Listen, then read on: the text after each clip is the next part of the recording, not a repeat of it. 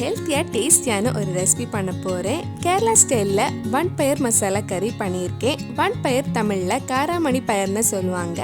இந்த சுவையான கறி எப்படி செய்யறதுன்னு இந்த வீடியோல பார்க்கலாம். ஃபர்ஸ்ட் ஒரு கப் பயர் 8 மணி நேரம் இல்லைன்னா ஒரு நைட் ஃபுல்லா ஊற வச்சிருங்க. நல்லா ஊறினதுக்கு அப்புறம் நம்ம குக்கர்ல போட்டு வேக வைக்கலாம். பயர் வேக வைக்கிறதுக்காக குக்கர்ல கொஞ்சம் தண்ணி சூடு பண்ண வச்சிருக்கேன். தண்ணி சூடானதும் பயர் போட்டு வேக வச்சிடலாம். தண்ணி அதிகமா இருந்தாலும் பரவாயில்ல. இது கூட 15 சின்ன வெங்காயம், 4 பல் பூண்டு, 2 பச்சை மிளகாய், தேவையான அளவு உப்பு, 1/4 டீஸ்பூன் மஞ்சள் பொடி சேர்த்து குக்கர் மூடி வச்சு வேக வச்சிருங்க. ஒவ்வொரு குக்கர் ஒவ்வொரு மாதிரி இருக்கும். உங்க குக்கருக்கு ஏத்த மாதிரி பயரை நல்லா வேக வச்சு எடுத்துக்கோங்க.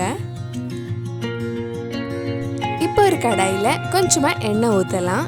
எண்ணெய் சூடானதும் கடுகு போட்டுக்கோங்க. கடுகு வெடிச்சதும் இதுல 1/4 டீஸ்பூன் ஜீரகம், 2 காஞ்ச மிளகாய், கொஞ்சம் கருவேப்பிலையும் சேர்த்து லைட்டா கொஞ்சம் வதக்கிக்கோங்க. இப்போ இதுல சின்னதா கட் பண்ண ஒரு பெரிய சைஸ் வெங்காயம் சேர்த்து வதக்கலாம். வெங்காயம் நல்லா வதங்கணும். வெங்காயம் கொஞ்சம் வதங்கினதும் இதுல 1 டீஸ்பூன் இடிச்ச பூண்டு, 2 பச்சை மிளகாய், கொஞ்சம் உப்பு சேர்த்து வதக்கிக்கோங்க. இதுக்கு முன்னாடி கேரளா ஸ்டைல்ல வன்பயர் மெழுகு பரட்டி எப்படி செய்யறதுன்னு வீடியோ போட்டிருந்தேன். அந்த வீடியோ நீங்க இன்னும் பார்க்கலைன்னா அதோட லிங்க் டிஸ்கிரிப்ஷன்ல இருக்கு. மறக்காம அந்த ரெசிபியும் போய் பாருங்க. வெங்காயம் நல்லா வதங்கினதும் இதுல 1/4 டீஸ்பூன் மஞ்சள் பொடி, 3/4 டீஸ்பூன் மிளகாய் பொடி, 2 டீஸ்பூன் மல்லிப்பொடி, 1/4 டீஸ்பூன் கரம் மசாலா சேர்த்து அந்த மல்லிப்பொடி மிளகாய் பொடி பச்சை வாசனை போற வரைக்கும் கொஞ்சம் நேரம் வதக்கலாம்.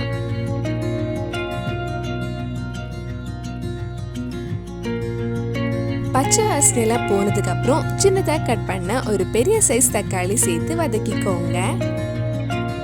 ஒரு 2 நிமிஷம் தக்காளி நல்லா வதக்கினதுக்கு அப்புறம் தக்காளி நல்லா சாஃப்ட் ஆகுற வரைக்கும் மூடி வச்சு வேக வைக்கலாம். நம்ம பயிர் வெந்துடுச்சான்னு குக்கர் ஓபன் பண்ணி பார்க்கலாம். பயிர் நல்லா வெந்திருக்கு. இனி தக்காளி வெந்ததுக்கு அப்புறம் அதுல பயிர் போட்டு மிக்ஸ் பண்ண வேண்டியதுதான். தக்காளி நல்லா வெந்து சாஃப்டா இருக்கு. இனி நம்ம வேக வச்ச பயர் தண்ணியோட சேர்த்து இதுல ஆட் பண்ணிக்கோங்க. இது ஒரு 5 நிமிஷம் நல்லா கொதிச்சதுக்கு அப்புறம் ஆஃப் பண்ணிடலாம்.